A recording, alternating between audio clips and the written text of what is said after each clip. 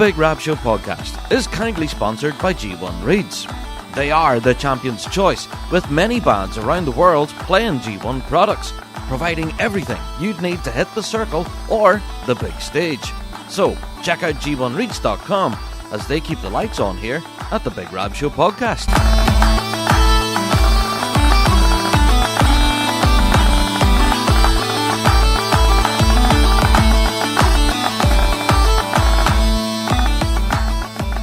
Hello there, everyone, and welcome to another Big Rab Show podcast. How are you, folks? Hope you're all keeping well out there in podcast land.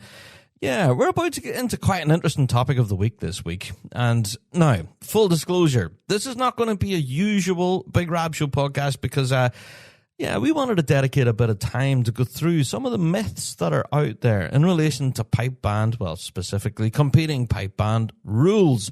What does it actually say in the rule book? Well, we're going to get into some of those. And we've got a ton of questions over this last while, specifically on rules, and we're about to delve into that in this week's topic. Yeah.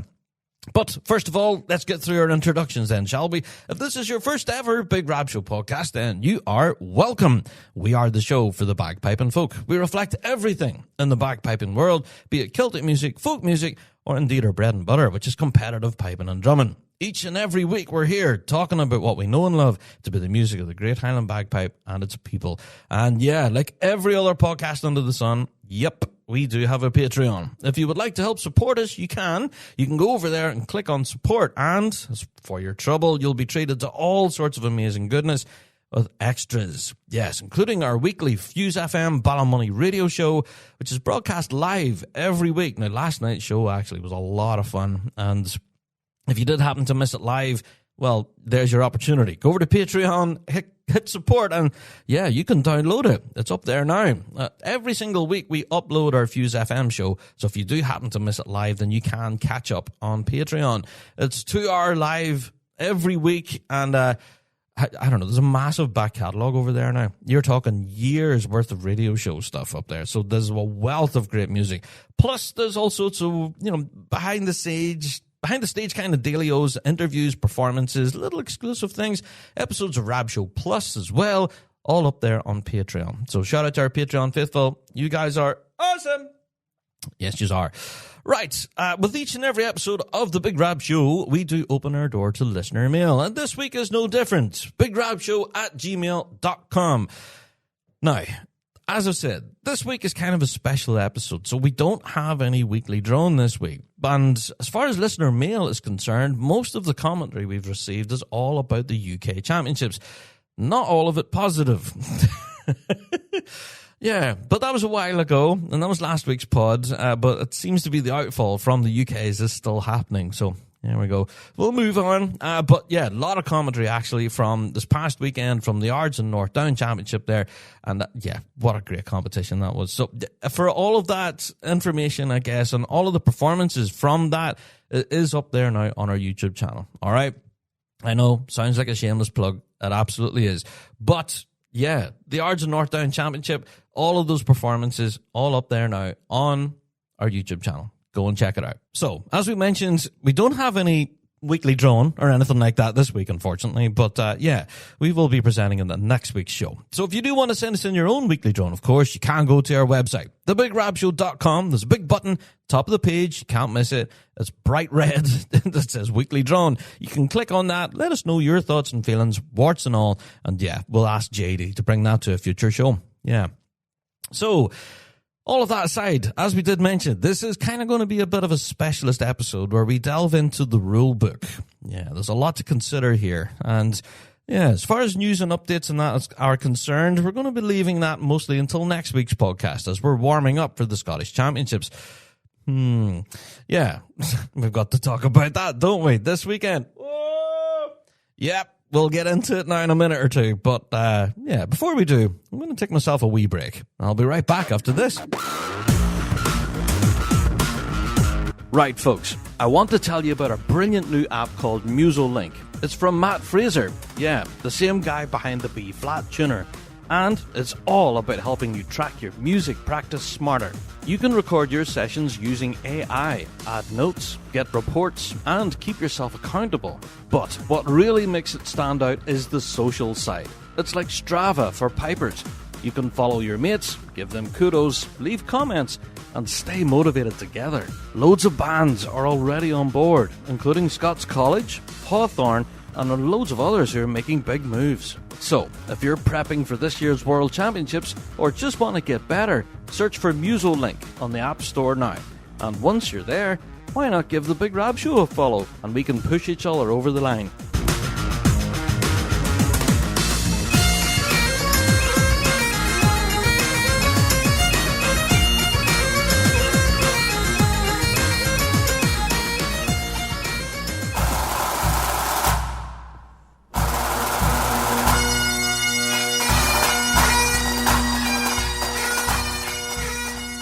Do you wish piping could be fun again? Bagpipers around the world continue to struggle with their instrument, despite hours of hard work trying to get better.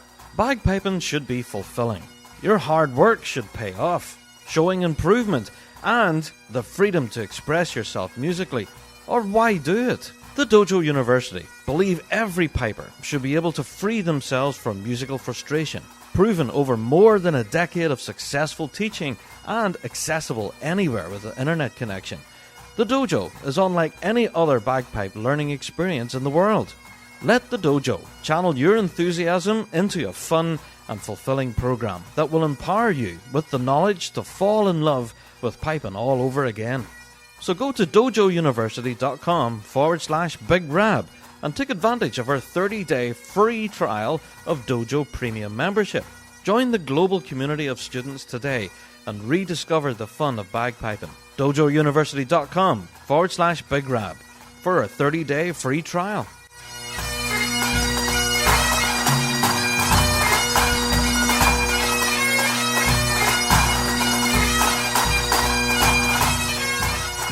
Yes, indeed. Welcome back. Time for the news and updates. Now, I'm going to get in some shameless plugs here, okay? I know, it's our podcast, and it's what we seem to do now, as we do nothing but shamelessly plug stuff. But yeah, I have to mention Big Rab Show Live at Piping Live again. Now, I know a lot of people are sick of hearing me talking about it already, but yeah, tickets for it are still available. You can go to pipinglive.co.uk and try and grab your tickets. Yeah, a lot of people have been questioning the whole ticketing system thing. I do believe the week-long festival pass is sold out now. Yeah, so if you are planning on hitting the entire festival, that week pass is now gone, from what I can understand. So, yeah, that could be stuff that Rab got wrong, but you can check the website, pipinglive.co.uk, for all of your ticketing options. As for Rab Show Live at Piping Live, yeah, we've confirmed the lineup a few times now. We've been announcing it over there on Fuse and talking about it here on the pod until we're blue in the face. But let's do it again. Yep, we have Ross Miller, Anna Smart, and the Simon Fraser University Pipe Band joining us on the Wednesday. Yes, that's all sorts of exciting. And then for the Thursday, we have John Dew. We have the Big Rab Show Pipe Band, and we have Cammy Barnes joining us as well. Yeah, so grab your tickets. Go to pipinglive.co.uk. Avoid disappointment, because that's the only way you can see the show. Now, there has been quite a number of inquiries, let's say, of people who says, Rab, can I get in for nothing? No, you can't. No, that you could do in previous years. All right. Now, I can understand the confusion. It used to be a Piping Live at the National Piping Centre. A lot of those events were free, and you could just turn up off the street and enjoy it. Well, this year, it's completely different. They have had to introduce a ticketing system. Well, number one, it's for crowd numbers, because, over the last few Rab Show Lives, we've absolutely packed out the venue. In fact, so much so that it was nearly a fire concern, because people were blocking all the exits. So that was worrying. So this year they're wanting to control the numbers a little better, and ticketing was one option.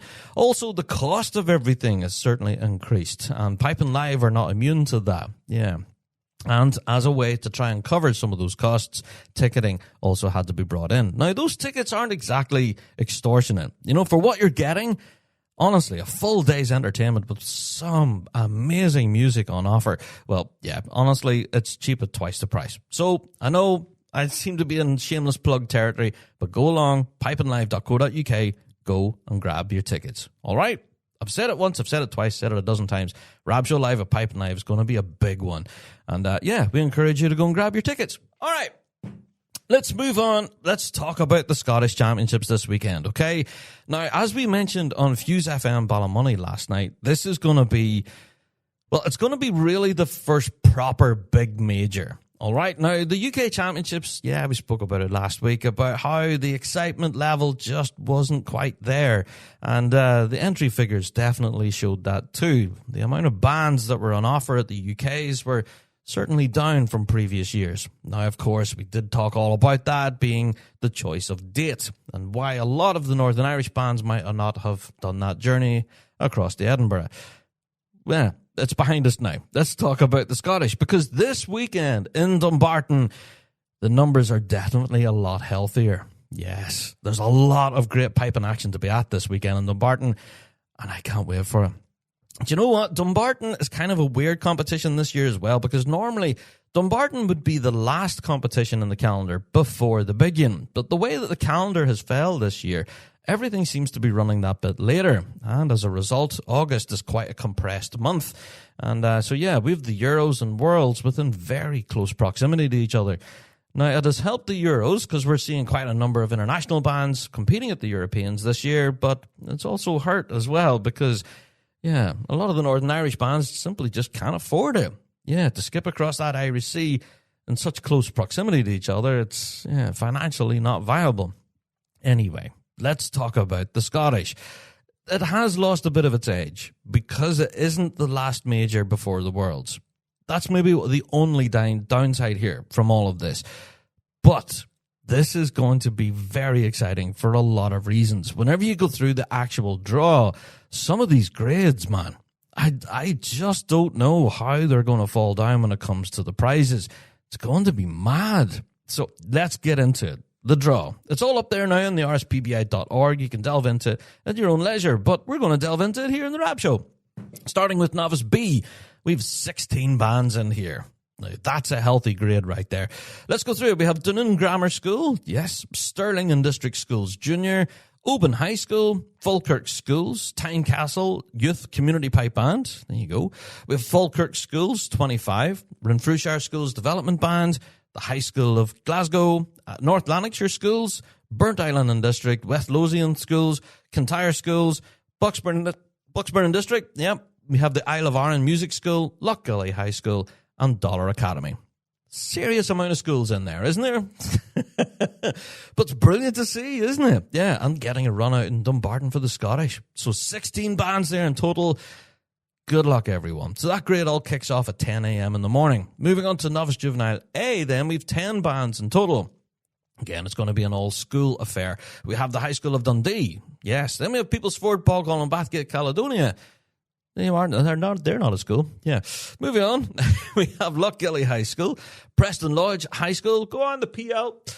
We have the George Heriot's at 935. We have North Lanarkshire Schools, Oban High School, West Lothian Schools, George Watson's College, and Dollar Academy 990. There you go. Now, I did ask this on a previous show about why a lot of these bands have numbers after their names. And apparently it's something to do with their class or something, their year group and their class and everything. I don't know. I don't fully understand it. It's to do with the school that they have set these numbers in place. So it's a way of identifying all the multiple bands that would maybe come from one school. For example, like Dollar Academy and their Novice B band and their Novice A band, their Juvenile band, etc. So that's what I've been told. It's a way to sort of differentiate between all of them. So there we go. Novice Juvenile A, 10 bands in total. Not bad. All right, let's get into, the meat and potatoes, starting with grade 4B. 22 bands in here. 22, that's not bad. Yeah, a lot healthier than the UK's, arguably. So let's get a look at it. It's kicking things off at 2 o'clock in the afternoon, which is quite late for grade 4B. Normally, 4B would normally start in the AM. Yeah, but here starting at 2 p.m. So let's move on. Kicking things off, we have Penywick in District. Yes. Then we have Irvine in District, the city of Brechin, followed by Kilbarchan. Then we have the city of St Andrews, Kilsyth Thistle, Greyfriars Pipes and Drums, Dumfries, City of Inverness, Dunoon Argyll, Helensburgh, Clonalquin. Yep.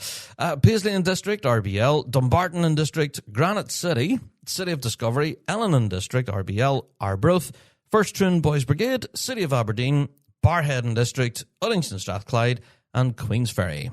Yes. So there you are. 22 bands of all sorts of competitive goodness in there. Now, there's a lot of bands in there can definitely thump out a tune.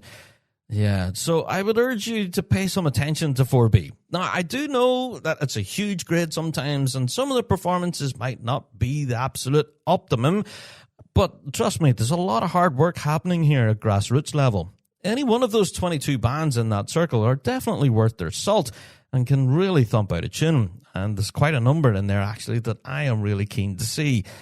Yeah. So, yeah, shout out to everyone in Grade 4B. 22 bands. That's quite a good grade in there. And there's a lot of familiar names in there that can certainly thump out a tune.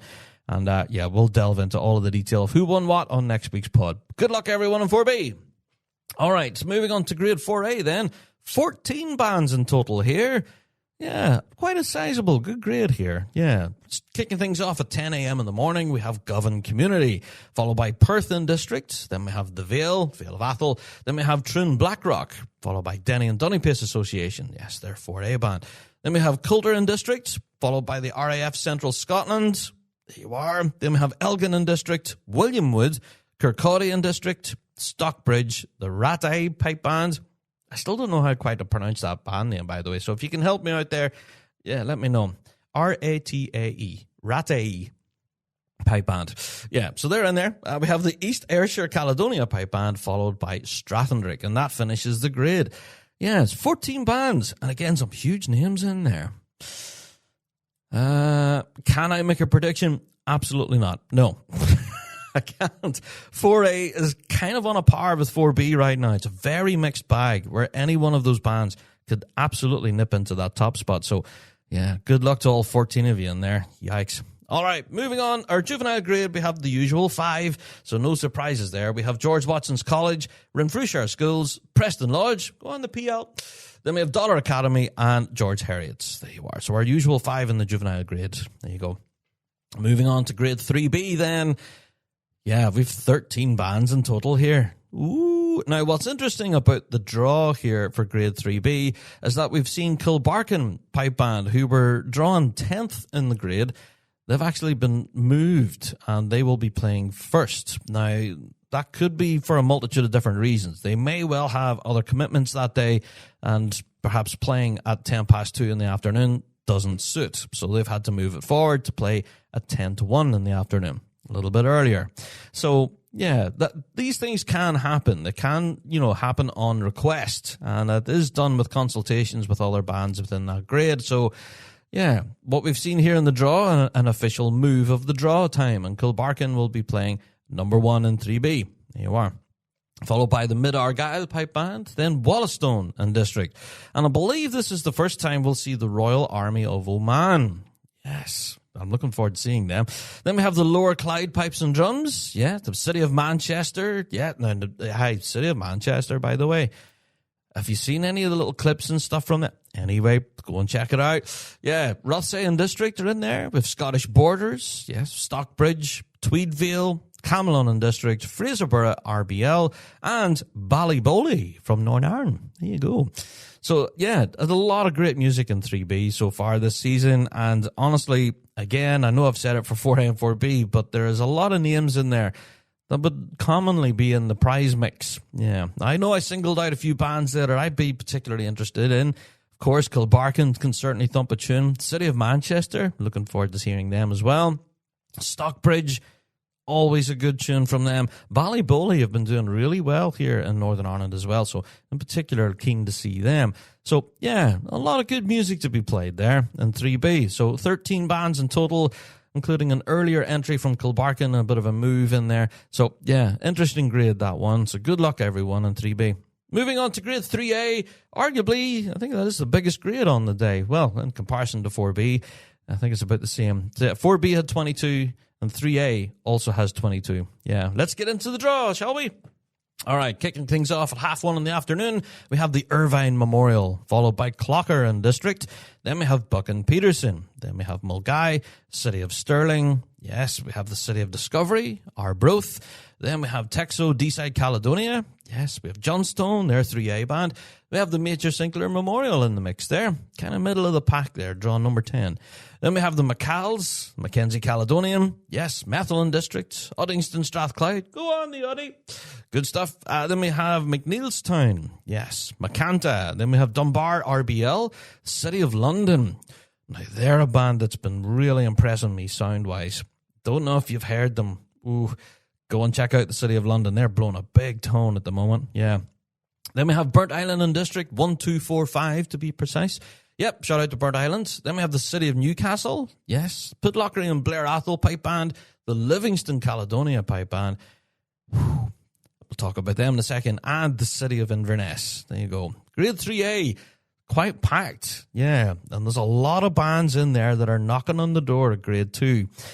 Now, in particular, I want to talk about Livingston Caledonia. Their tune selection and their approach to competitive piping, honestly, I'm a huge fan of. I've really been enjoying their music. If you haven't seen any of the clips and stuff that they've put up on socials and all of that, go and check it out. Yeah, some of the performances from Livingston just been fantastic this season, so really enjoying them. Also, I have to give a mention to bands here closer to home to me.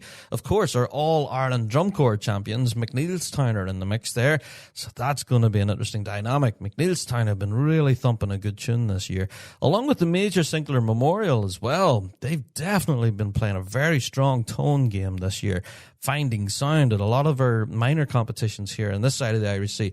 So looking forward to seeing what they manage to find sound-wise over there in Dumbarton. Also, shout out to Irvine Memorial, of course. They've been really thumping a big tune, along with Clocker in District 2. So there's a lot of big-name bands in here. Yeah, we have Deeside Caledonia, Johnstone, of course.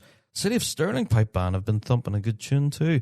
And, yeah, of course, Uddingston Strathclyde, of course. Yeah, we had them earlier on Meet the Band. They're just brilliant. So good luck to all you guys there in Uddingston. So to everyone there in 3A, that is going to be such a dogfight in there. Seriously. Now, we're not going to quite christen it the new ridiculous grade because we're going to talk about that in a second or two. But 3A, if you were to park yourself at the grade 3A arena at the Scottish this weekend, I honestly believe you'll be thoroughly entertained. A lot of the music on offer here is just going to be fantastic. So you can park your deck chair at 1:30 in the afternoon and not move until after 4 o'clock. Yeah, 4:20 to be precise. So that's hours worth of blistering piping there to enjoy in grade 3A. That's going to be a packed grade and an absolute dogfight. So good luck to everyone there in 3A. That's going to be brutal. And if you do manage to come out in that top 6 spot, you deserve a pat in the back right there. And throw your Glengarry up in the air for us, please. There you go. Out of 22 bands, if you finish in the top 6, that's an achievement right there. So good luck, everyone. That's a tough grade there in 3A. All right, let's get into the ridiculous grade, shall we? Grade 2. Where do we begin with this mess? Now, the reason I'm calling it a mess is because there's so many bands in here that could definitely win it. Easily. All right? The standard in grade 2 right now is just kind of ridiculous. And that's why we call it the ridiculous grade. We've been asked that a couple of times. Rob, why do you call grade 2 the ridiculous grade? Well, because it is. It's ridiculous in there in grade 2. If you've been following the competitive action in grade 2 of the last number of years, it just seems to be getting all the more ridiculous. Just how the standard is where it is right now, I have no idea. These bands just get better every season. And the standard in this year's grade 2, man, let's get into it. 14 bands in total here in grade 2. And this is going to be nuts. Kicking things off at 2 o'clock, we have Buck and Peterson. Yes, followed by St. Joseph's Clondalkin. Then we have the Manor Cunningham. Yes, our All-Ireland champions. Then we have Colburn, IOR. Then we have the City of Edinburgh. Yes, we have Grampian Police Scotland. Bucksburn and District. Then we have the mighty Uddingston, which is not a pipe band. It's an absolute army. Have you seen Uddingston? Woo! Yeah, so Uddingston are in the mix there too. Middle of the pack, actually. Yeah, draw number 8. Then we have the Vale of Athol, newly upgraded to grade 2, but have certainly hit the ground running. Then we have the Glasgow Sky Association. that band can thump a tune. Whew. Then they have followed by, of course, my own band, Tullylaggin. Go on, the Laggin. Yeah, Tullylaggin's grade 2 band in there. Yeah, that'll be exciting to see. We also have Denny and Dunny Pace Association. Oh, brilliant. Then we have Oban as well. Again, newly upgraded, but yeah, really excited to see Oban. And we also have the Royal Borough of Annan in the mix there too. Never to be counted out. What a great band. 14 bands. All of those names that I've just read out, all of them could absolutely win it. All right. Now, people ask me for predictions and stuff for, a lot of the major championships, not just the Worlds, but they always, who's going to win the Worlds this year? But no, people do ask me, right, Rab, who's going to win the Scottish? Who's going to win the Euros? Who's going to, you know what I mean? And in grade 2, honestly, it's like throwing darts at a dartboard. You really don't know. Any one of those 14 bands in there, genuinely. Now, I know people accuse me of sitting on the fence, but it's true. Any one of those 14 bands could step in and win that grade 2 title. Yeah. So what my advice would be is if you are going to be betting on this and gambling on it, don't gamble on grade 2. Yeah, that's my advice. Do not gamble on grade 2. It is the ridiculous grade for a good reason. All 14 of those bands are knocking the door at grade 1 right now. And the standard is just ridiculous. And that's why we call it the ridiculous grade, okay? So it has that nickname for a reason.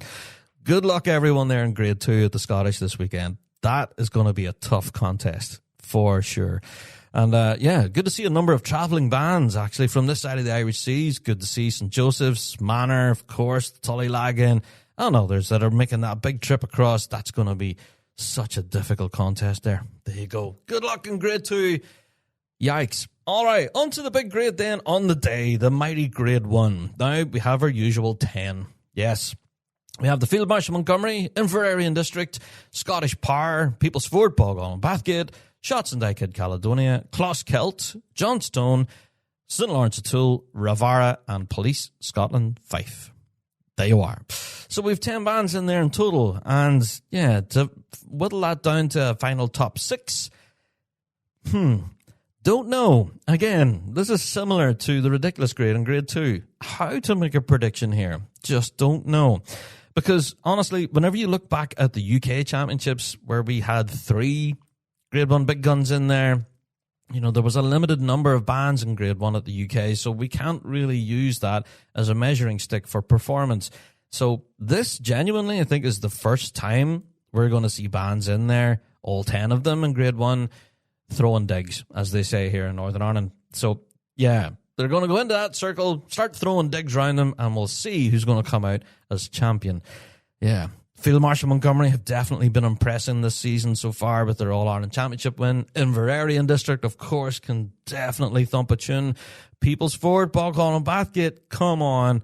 We know they can do the business. Same with Scottish Power. Yeah, they've been blowing a big tone of late and very impressive stuff. Shots, of course, have been working furiously hard behind the scenes for their upcoming Solus concert, and the band are singing at the minute. Closkelt, are you kidding me?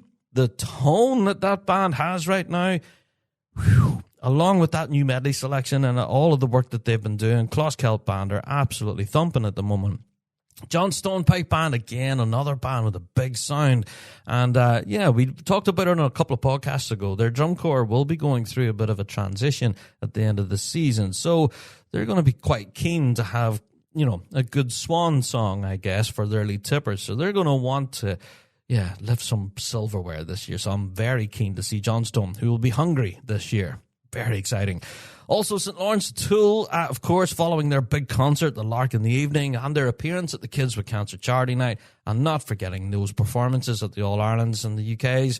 Seriously, St. Lawrence O'Toole have been singing this year. Yeah, I don't know. Alan Tully and the guys there at St. Lawrence have been really, really entertaining this year, and some of the music in there, yeah, so I can't wait to see them this weekend.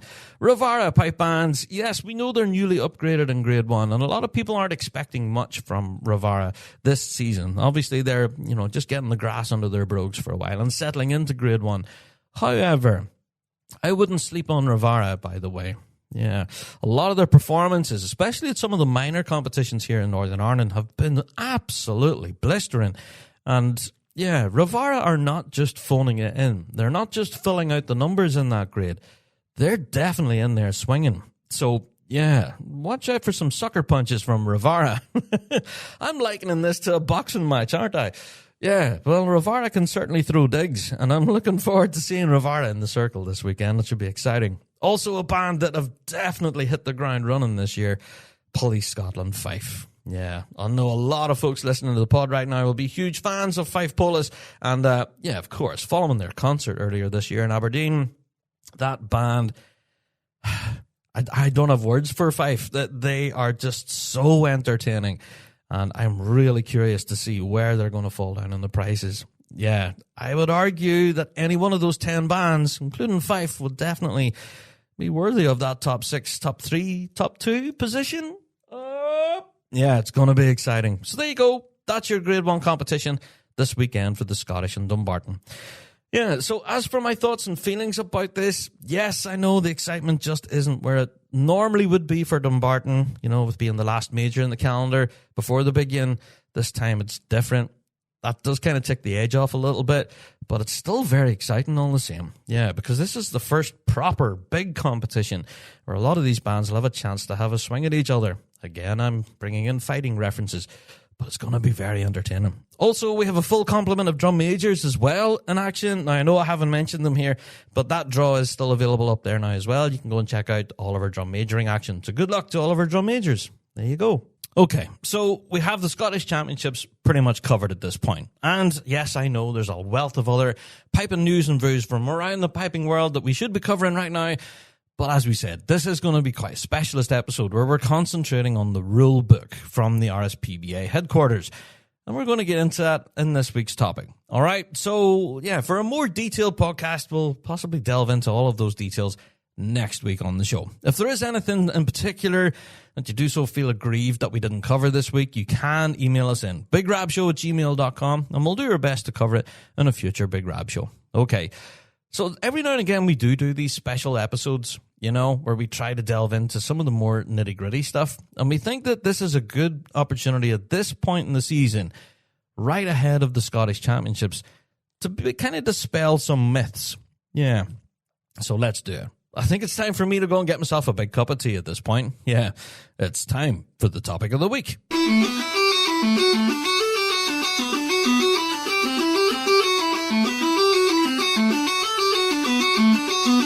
Ready to take your playing to the next level? Say hello to the ES Session Chanter, the ultimate practice chanter designed for versatility and durability. Crafted from stainless steel and aluminium, the chanter comes equipped for both an A stem and a B flat stem, giving you the freedom to play along with any instrument, anytime, anywhere. Whether at a band practice or a trad session, the ES Session Chanter keeps pace with your creativity. Included with the chanter is the custom carbon carry case, the perfect addition to this compact and tactile instrument. To get yours, head to essessionchanter.co.uk.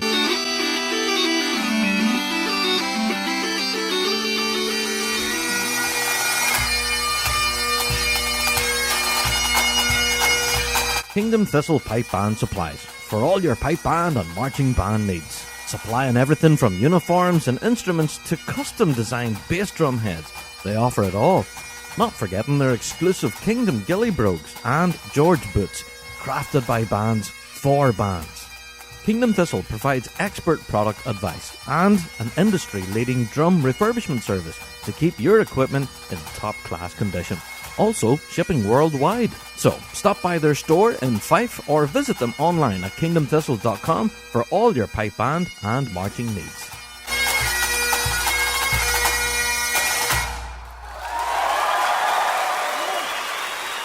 This is Project Smock, and you're listening to the Big Rab Show. Yeah, there we go.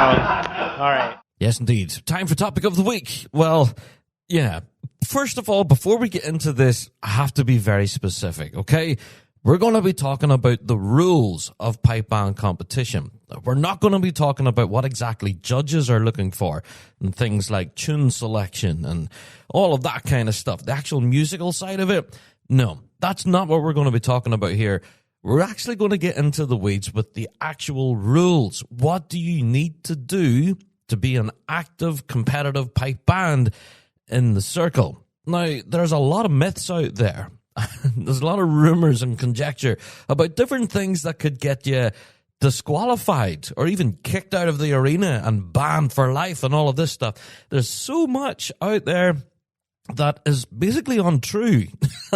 And we've received a lot of this through our listener mail, especially this season. We've got a lot of questions and just asking, can you do that? Are you allowed to do that?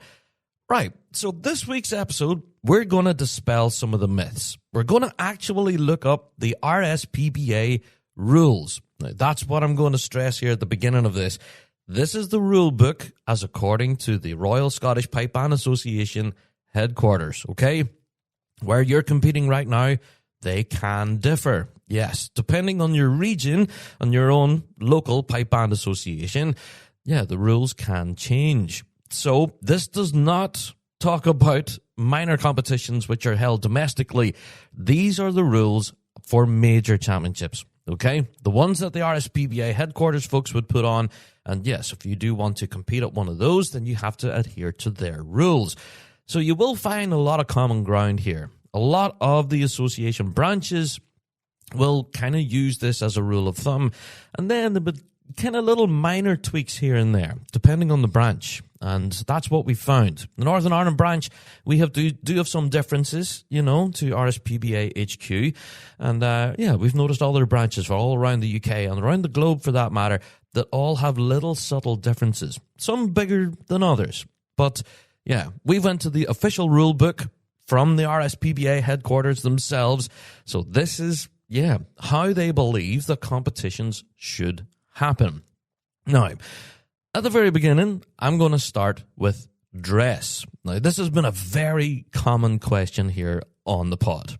A lot of people are saying, that band there's not wearing the right uniform. Surely they, shouldn't be eligible, etc. They should be disqualified. They're wearing their sporran on the wrong hip or something. Right. I'm going to tell you exactly what the rules say here. And it doesn't even say that you need to wear a kilt. That's been a common question too. When you look at the actual rules, it says, at all contests, bands must appear in uniform dress, which must be the same, except for minor detail. For example, where the drummers would wear a different uniform from that of the pipers. And that's it. That's it. It doesn't even say that you must wear the full number ones or, you need to wear a kilt and brogues and all of that stuff.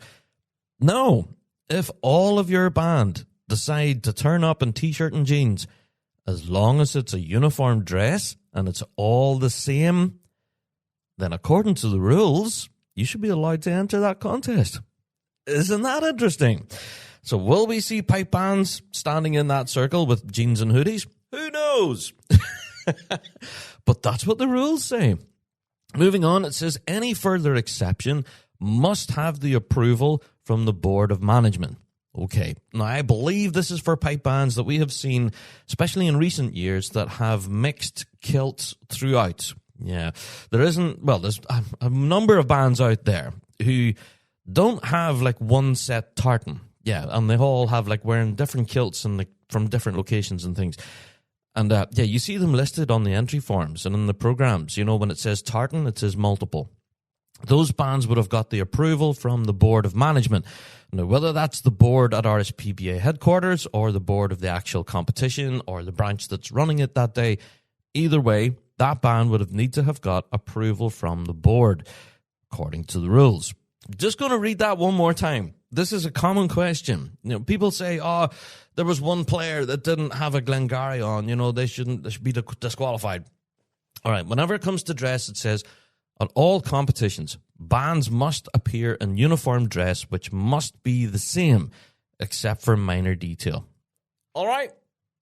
And I'm leaving it there. You can go and check these rules out for yourself, by the way. They are all published up there on the RSPBA website. There you are. Moving on, band formation. Now, there's been a ton of questions on the formation of a circle. All right? Now, for a long time, people have been wondering why you need to form a circle. And we've been debating this on previous shows about concert formation and things like that. And Yeah, according to the rules, the band must form a circle. Okay, so let's get into what the actual rules say on this. It says, in forming the competition circle, the pipe major and lead tipper may take up a position within the circle to ensure the best performance from a band. There you go. So it says you need to form a circle, and the pipe major and lead tipper can take up a position. Now, as to what that means, it can mean multiple different things, and there's plenty of loopholes here, I believe. Yeah. Now, in the past, there's been some debate where I've noticed where lead drummers can either play out on the wing, or what's been most favored nowadays is that the lead drummer actually plays in the center of the corps. Yeah. And there has been occasions, I do remember back in my competing days in the 90s, where it was very commonplace for the lead drummer in the center of the drum corps to actually take one step forward and turn around. Yeah, where they would be facing their drum corps with their back to the pipe major. Now, a lot of them would do this when practicing, and then whenever they're actually in the contest circle, yes, they would remain in place. They wouldn't make that step forward. But within the rules, they're quite entitled to. They would be allowed to do so. Yeah. And even for a pipe major as well, yeah, they are allowed to position themselves wherever they see fit. Now, whether that could, well, let's take it to the extreme. Could the pipe major actually stand right next to the bass drummer? Yes, according to the band rules, yes, they absolutely could. That pipe major can stand wherever they want, as long as it's there to ensure the best performance from the band. That's what it says in the rules. Interesting that, isn't it? Will we see more development on that front? I think by now, bands have found the secret sauce, though. I think they've found that the positioning of the PM and the lead tipper is probably at its optimum right now. I don't think we're going to see any other changes of position from that regard. But, yeah, according to the rules, they could essentially stand anywhere within that competition circle as long as it's to the best performance of the band. There you are. Interesting, that one. Moving on, it says that the band circle is intended as a guide for bands, all right? You know that circle that's painted on the grass or on a concrete, wherever you are? It's just intended as a guide. Now, whenever the world's live stream happens every year, we do get a bunch of questions and stuff from people who aren't familiar with competitive bands asking, do they have to form up exactly on that circle that's painted on the ground? Because a good number of bands, they kind of just ignore it. Well, they don't ignore it, but they certainly don't pay as keen attention to it as what some spectators believe they should. Sometimes they liken it to the world of curling, where people are like skiting stones down on the ice when they have to hit a certain target. Well, they liken that to the pipe bands as well, where the band has to hit that circle with complete accuracy. Well, no. According to the rules, it says the circle is intended as a guide. Now, whether the band actually uses that guide or not, it's completely up to the band, isn't it? Now, another interesting thing in the rule here is that adjudicators must not enter the outer circle.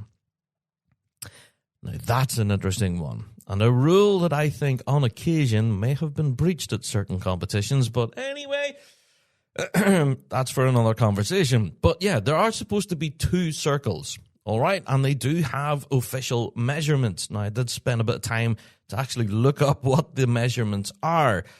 Yeah, I am being that nerdy this week. So the center circle itself should be 14 meters precisely from the start line. Okay? So if you're going to be measuring out your rehearsal space, maybe this is a good idea to note these down. Yeah, so the start line should be exactly 14 meters from the center of the circle. Okay? Now, the band circle itself should have a diameter of 8 meters. Okay?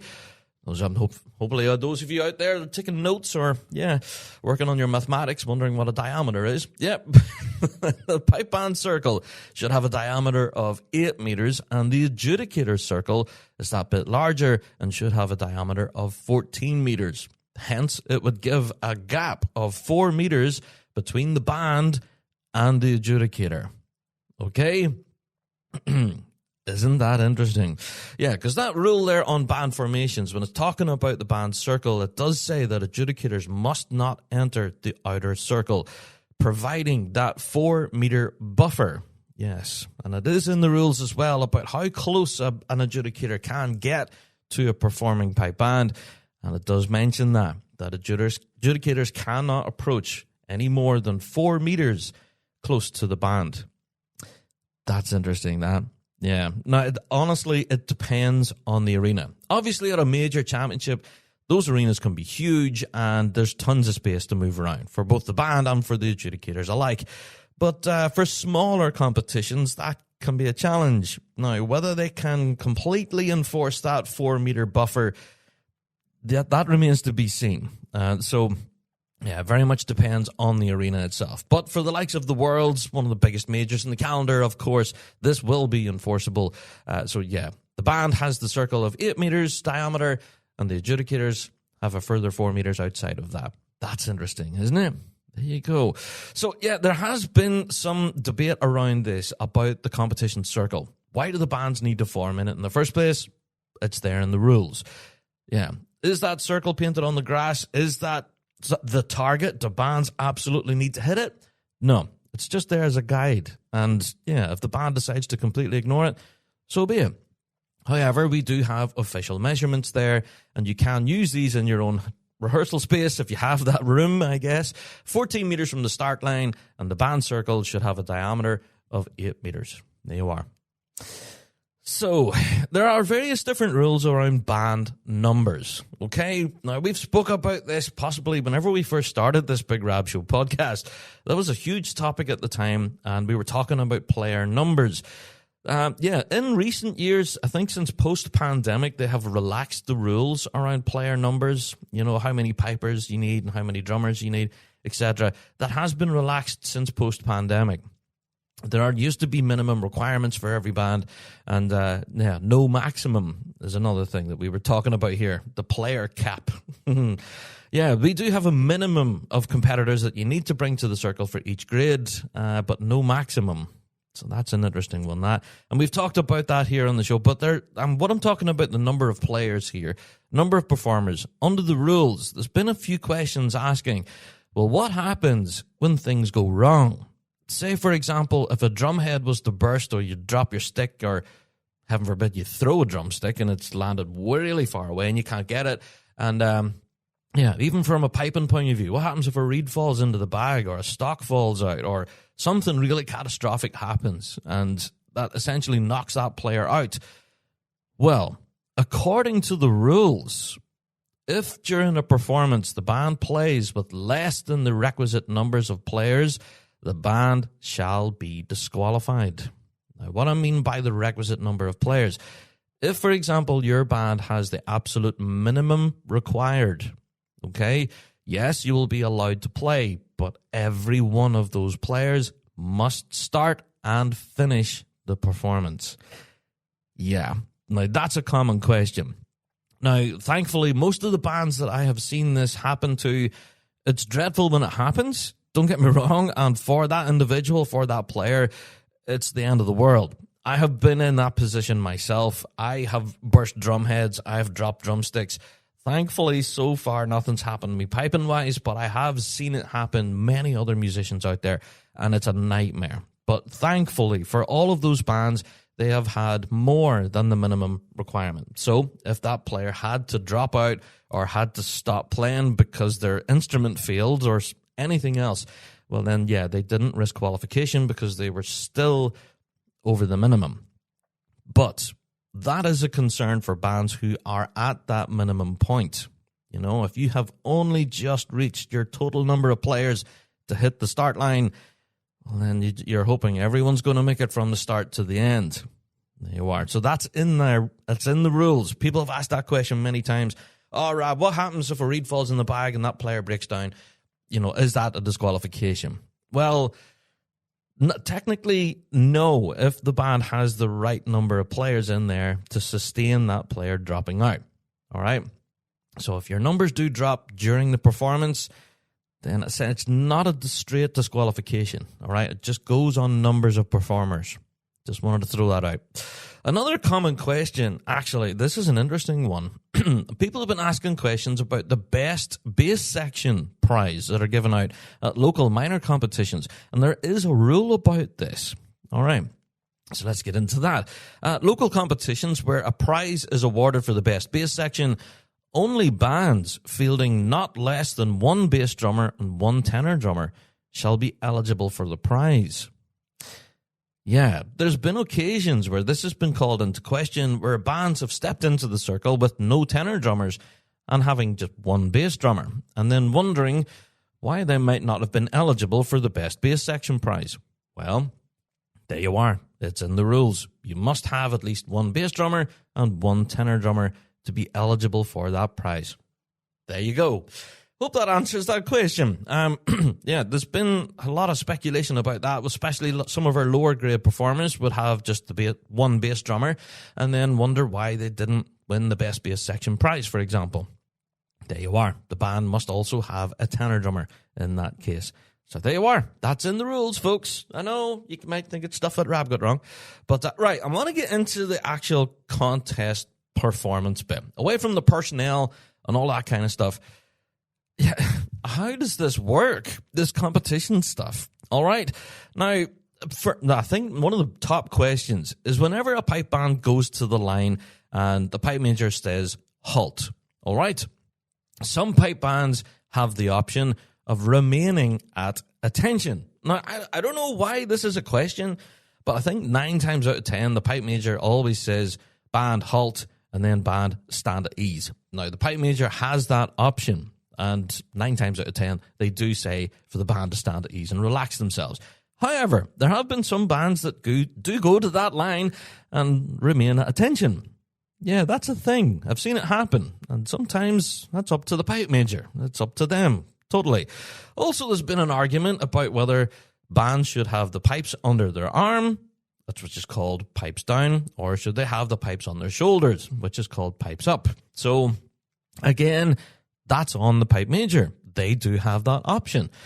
Yeah, there's been a bit of a debate about that, about whether those that have the pipes under their arm are at an unfair disadvantage because they then have to heave them up onto their shoulder and then get air into the bag and get everything moving again, whereas those who have them already on their shoulder have less to do. Well, it's up on the pipe major, that one. Yeah, and what we found most commonly nowadays is that most bands would walk into the line with the pipes on their shoulder already. I know very few bands actually now that would walk with the pipes under their arm when they're just about to hit the line. So, I don't know. That could be stuff that Rab got wrong. Yes, I do know that it's more aesthetically pleasing to see a band walking with pipes under their arm. It does look good. I understand that. And, yeah, but now pipes, on the shoulder, it seems to be the most common approach. Yeah.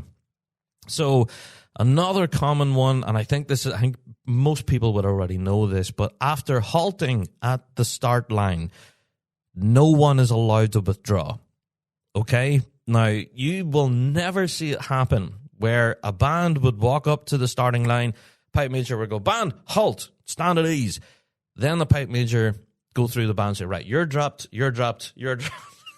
That will never happen, because if they did, that's it. That's an instant disqualification. As soon as that band hits that line and says the word halt, it's game over. No one can escape. Okay? So you can't run away in fear, even though you might want to. Yeah, you have to embrace the fear and the terror that is the line. Yes. So, yeah, that's in the rules. No bandsmen, no bandswomen shall be allowed to withdraw once they have halted at the start line. All right, so just want to throw that out there, that if at this year's World Championships you decide to run away in fear, please do so before your band hits the line. Okay? All right, let's get into the actual kind of workings. Once you're at that line, what happens? Okay, your band is standing at ease and your pipe major is chattering away to one of the, the officials at the line. Now, what that chat is supposed to be is to say, hello, Mr. Pipe Major. Hello, Mrs. Pipe Major. How you doing? Welcome to this competition, and just we look forward to your performance. Here are your judges. And they introduce the Pipe Major to who is adjudicating that day. They go, this piping, ensemble, and drumming. Then, there's normally a bit of an awkward pause. All right? Now, what the awkward pause is all about, something I've wondered about myself frequently. But, yeah, the performance has to wait. The band has to stand there until they get the official signal from the ensemble adjudicator that they are ready. Okay, all right. Now, it's in the rules. It says it here. Yeah, the performance shall commence on a signal from the ensemble adjudicator in championship competitions or the piping adjudicator in other competitions. There you are. And that's in the rules. You have to wait for that ensemble judge to say, okay, good to go. Now, sometimes that can take longer than others, depending on the performance that they've just heard before your band. Sometimes they still can be taking time to put together their thoughts and everything. And that can take time. And you could be standing there watching the world go by until finally the ensemble judge goes, oh, there's another band. Oh, yes, come on ahead. Okay. Then what happens is there's a series of nods and thanks yous and digest. Thank you very much. Okay, all right, ready to go. Okay, grand. And then that's what that weird pause is. A lot of people have asked about that. Why, whenever they hit the line and they say stand at ease, why do they have to wait around for a while? That are they supposed to just stand there and have a bit of a chit chat and then okay, let's go? No, there is an actual protocol at play here. They do have to get introduced to the adjudicators, and then they have to wait for that official signal. Yes. And even with the higher grades, of course, then you get into drawing your sets, On the day, if you have to draw an MSR or a medley selection, then you have to draw out number 1 or number 2. And then it's confirmed all around the arena by that, the adjudicator, the official who's there, and they shout it. They go, that's set number 2. All right. And I've heard it happen where they have yelled it across the arena. So all judges can hear, but I think now in the modern day, this last 3-4 years, they've actually given them a microphone and they confirm it on the microphone as well. And they go, and the band has drawn set number 2 today. Okay, that kind of deal. So there is a protocol. Even before your band hits that opening roll, there's a lot at play here. And there's a lot that can go wrong also. I don't know if this has ever happened, but I have heard stories about this, all right, where a band have, essentially walked up to the line and halted. Then the pipe major yelled quick march. And that was it. There was no stand at ease. There was no chit-chat. The judges weren't ready. They were still in their tents, formulating their opinions on the first band. And before they knew it, another band had already started. So, they ignored the protocol. Now, as to whether they got disqualified or not, I don't know. I believe it was a band that hadn't competed before and weren't aware of all of these essential steps. But it's interesting that, isn't it? All right, let's move on away from all of that. And let's talk about what is actually required in the circle. Now, there's been a lot of moving and shaking with regard to pipe band introductions, especially over this last few years. There's been bands out there that haven't played that introductory E. There's been bands out there that have just played that first introductory roll and then straight into the set. And we did ask it at the time that this is kind of stretching the rules a little bit.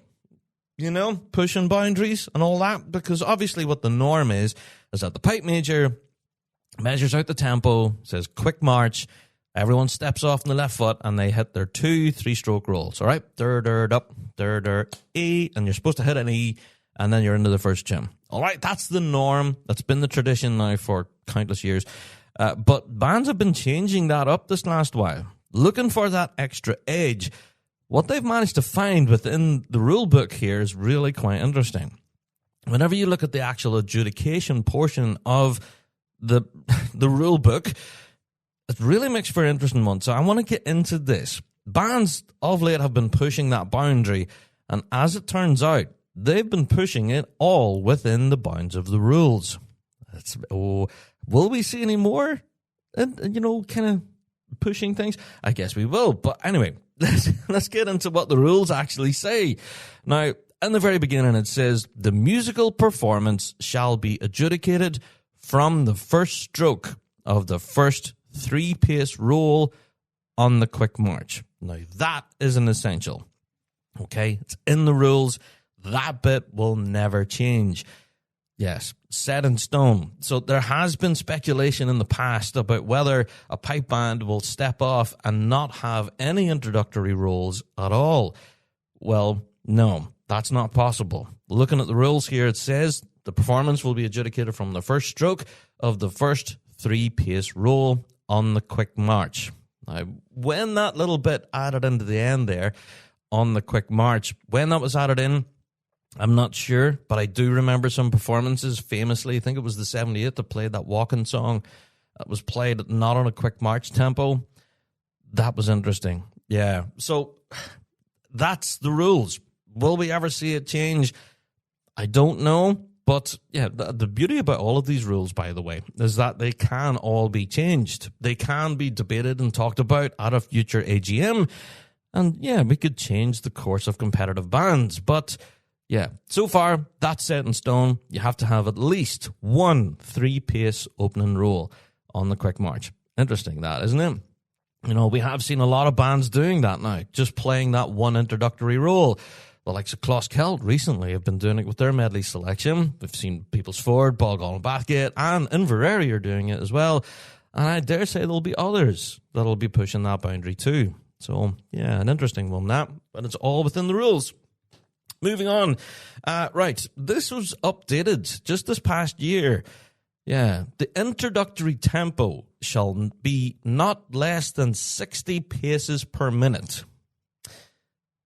Yes, now that's an interesting one, okay? There has been some bands that have been on that borderline, you know? It's very slow. So 60 paces per minute, which would kind of average out 60 BPM, which is quite slow, actually. Yeah, it shall be not less than 60 BPM. Now, how adjudicators would actually measure that, not sure. I don't know many adjudicators that stand there with a metronome, for example, and time it out. I've never seen that happen. I've seen plenty of PMs, pipe majors, with little kind of metronomes in their pocket, and they would bring it up to their ear, and they would hear the beep, beep, beep in their ear, and they would set their pace from that. But yeah, according to the rules here, it says not less than 60 paces per minute. Interesting, that. Yeah. Now, another one in the rule book here. Now, this is an interesting one that I think we may see some developments here. This is a rule that I had never noticed before. The adjudication of the musical performance shall cease after all instruments have stopped sounding. Ooh, now, you could read into that a million different ways, couldn't you? Because it doesn't say at the end of the selection, it says when all instruments have stopped sounding. Now, does that open the door for potentially for the pipe corps to cut out, the drum corps to take a little bit, and then vice versa? You know, the drummers cut out, the pipers have a go. Well, you know, that's happened before. But yeah, that's an interesting one. The adjudication of the musical performance shall cease after all instruments have stopped sounding. Yeah. Now, it is up to musical preference, though. Just how much do bands want to push that envelope, you know? Sometimes a lot of our judges in that circle can be very, very traditional in their approach, you know, and perhaps a real flashy medley selection with all sorts of bagpiping fireworks and stuff that go on longer than expected. Yeah. I don't know. It's going to be an interesting one. Yeah. But looking at the next rule that's in here, again, just makes this really interesting. It says each adjudicator will be provided with critic sheets suitably printed for the allocation of placings and remarks at major championships and all other competitions. And the adjudicators shall not condemn a band on the setting of a tune. Oh, boy. Now, that's a big one right there. Right. I'm going to read that one again. And yeah, I want you all to pay keen attention to this one. So that very last bit of the sentence there, this is, adjudicators shall not condemn a band on the setting of a tune. Oh, man, right. It's in the rules. And that one is arguable because we've spoke about this many times on the show. All right, and we've been talking about it already so far, about pushing envelopes and stuff like that. You know, how the band decide to arrange their music and present it musically with their own voice. Yeah, may not be to that adjudicator's taste. They might not appreciate it and think, but that's too modern for me. I don't like it. Well, it's in the rules that they shall not condemn a band on the setting of a tune. So regardless whether they like it or not, then it's in the rules. Tough. Anyway, right, I wanted to move on to the next bit, okay? Now, this has been up for debate as well. The period of time it takes for an adjudicator to fill out all of their sheets, there is a time limit set on this, okay? Now, there has been some questions asked in the past, well, wondering why are adjudicators taking forever to finalize their sheets on each performance? Well, it shouldn't take forever. They do have an actual time limit here. Yeah, 10 minutes to be precise. It's in the rules. It says a period of time not exceeding 10 minutes shall be allowed for each, grade, for each adjudicator to finalize his or her placings. There you are. So it's there. Once the grade are finished, they have 10 minutes to sort it out.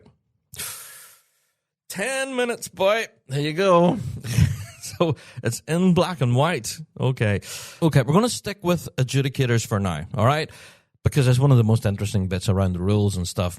Seriously, judges have so many rules in place to adhere to. It's already a difficult job, never mind having to jump through all these hoops. But here we are. The judges have more rules, it appears. Adjudicators have an option to confer.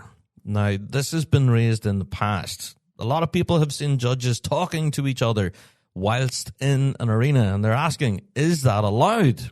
Yeah, quite commonly, you would see piping judges talking to each other, or even the ensemble and drumming judge will have a conversation too. Yes, it is allowed. Under the rules, they have an option to confer with their colleague adjudicator at the end of a band performance, but not while the band is playing. That's in there. Bands are not allowed, or adjudicators are not allowed to talk when the band is playing. That's a hard and fast rule. Moving on. Adjudicators, now this is the important bit. Adjudicators shall not discuss their placing decisions with a colleague. There you are. That's a difficult one. So what can the adjudicators talk about? Well, for one thing, they can talk about, did you hear a mistake in the second part of that reel? Did you notice someone's chanter on that side going off, or was it just my ears?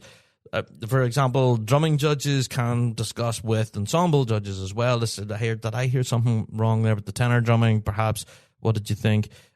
So they're allowed to discuss these things, but they're not allowed to go over and say, hey, Jimmy, do you have that band second or third? Or are they winning it? What do you think? I have them here fourth. Is that right? They're not allowed to do that. Okay. Now, after the competition is finished, of course, and all of their sheets have been handed in, absolutely, they can talk about everything then, okay? But after the sheets have been handed in, that's pretty much game over for that grade. Once the decision has been placed on paper and handed to the RSPBA official, that's it. It's game over for the contest, and then they can talk about their thoughts and feelings on all of the performances that they heard that day, and they can also talk about their associated placings.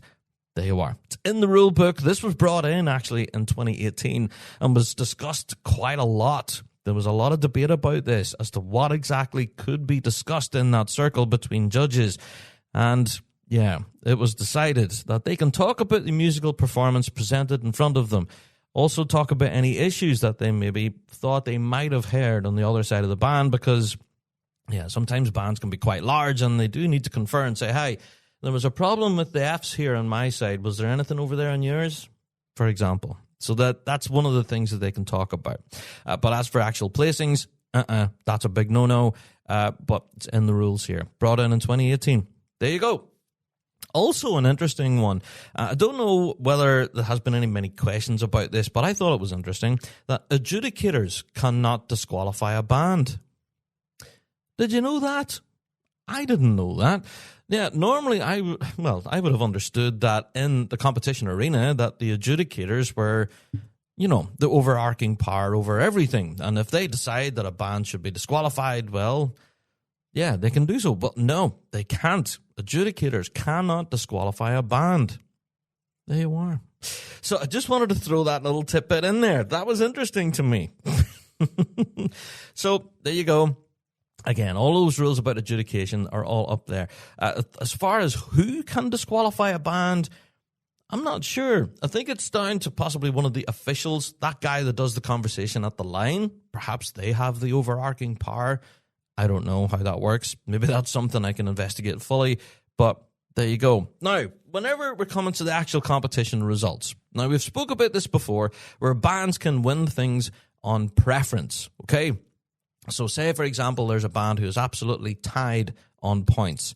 Everything is even, Stephen, and they can't split them. Well, ensemble preference is the overarching tool that they use to separate most bands, okay?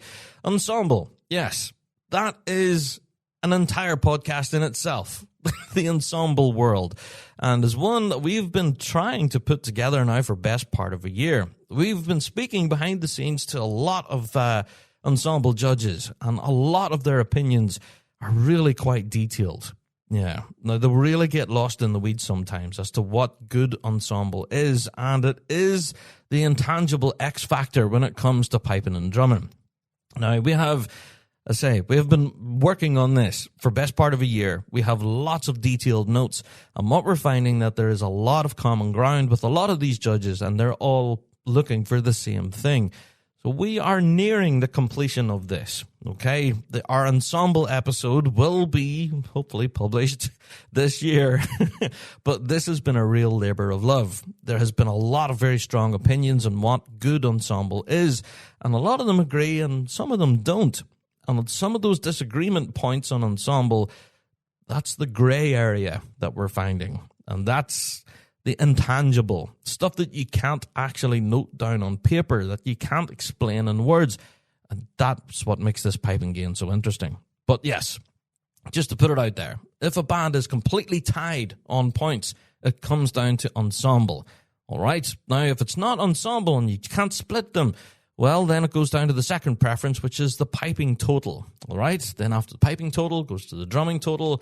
And then it goes to the ensemble total for the MSR, which would go on MSR preference, or it can go to the medley, which is the fifth preference. But by then, normally you would have a band placed by that time. Yeah. Normally the ensemble preference is the king over everything that rules in the piping adjudicating world. And if you are trying to split a tie, that's where you do it. You go to the ensemble total and ensemble preference.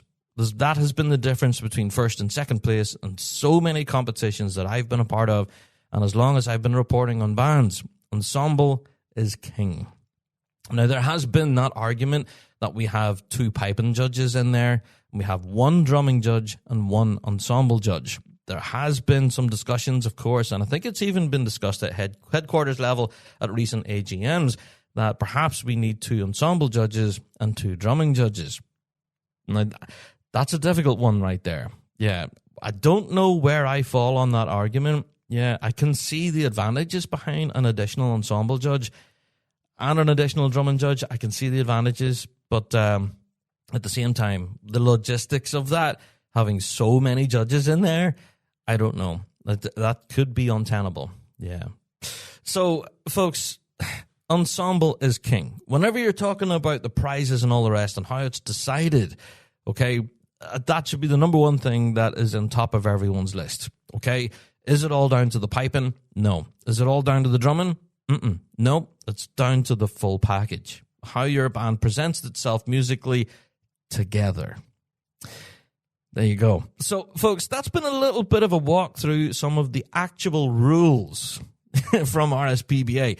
And I hope that has dispelled some of the rumor that is out there. There's tons of it, actually. And if you have any such rumors that we could possibly dispel here on the podcast, then please do let us know. Email us in. bigrabshow@gmail.com. We would definitely love to hear from you. Plus, of course, if there's anything here that I've been talking about this week, that is absolutely stuff the rep got wrong.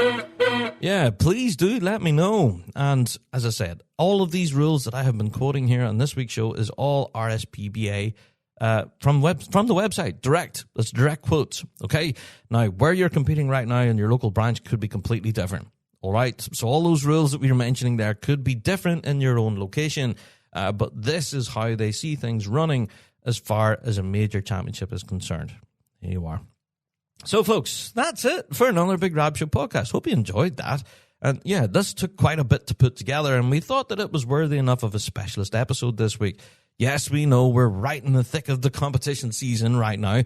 And, yeah, this weekend is the Scottish Championships, and we couldn't be more excited for it because, yeah, well, we spoke all about that earlier, didn't we? Yeah, it's going to be a good one. For sure. And of course, you can catch up next week as we do delve into all of that detail. Who won what and where. And yeah, the excitement that spilled out from Dumbarton. We're going to get into that next week, of course. As always, don't forget to email us in your opinions, bigrabshow@gmail.com, or even your weekly drones. Send us in your own weekly drones, and we'd love to know your thoughts and opinions on some of the rules that we mentioned here. Now, these are just ones that we found were interesting and that we had received questions on before. There's a load of other rules out there, especially around tune selection and medley construction and different things like that. Yeah, and there's even some rules out there about online behavior. Oh! Yeah, be careful, all you trolls out there. Keyboard warriors. Yeah, legitimately, there is rules on there about pipe bands' behavior on social media. That's an interesting discussion right there, too. Anyway, folks, if there's any other rules that you would like us to talk about, yes, we will delve into them. But that's it for the competition rules itself, as according to RSPBA headquarters. Indeed. Now, I've recorded this episode this week, and with DC, after the AGM next year, all of these rules could possibly change. So that's the beauty of it, I guess. So we may well need to do an update on this. But there you go. Send this episode to your mates, though, and let them know about some of the more obscure rules that you might not be aware of. There you go. Right, folks, that's it. I am out the door. Thank you all for downloading this week and each and every week. Don't forget to tell your mates about our wee show, about what we're doing over here, talking about what we know and love to be the music of the Great Highland Bagpipe and its people. And, yeah, we will see you all in next week's episode where we will be getting into all aspects of the Scottish Championships. Good luck to everyone competing in Dumbarton this weekend, and we will see you next week for even more bagpipe and goodness. Until then, all the best.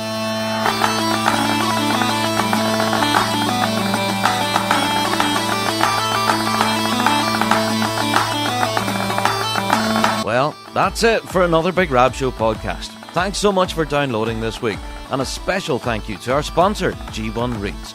Played by bands around the world, they are the champion's choice. Check out g1reeds.com for all of your piping needs. Don't forget to check out thebigrabshow.com to be kept up to date with all of the latest news and views from around the piping world. And also, check us out on Patreon. For $5 a month, you can get your hands on tons of extra piping goodness and be a part of the Patreon faithful. So, until next week, folks, we'll see you right here on the Big Rab Show podcast. All the best.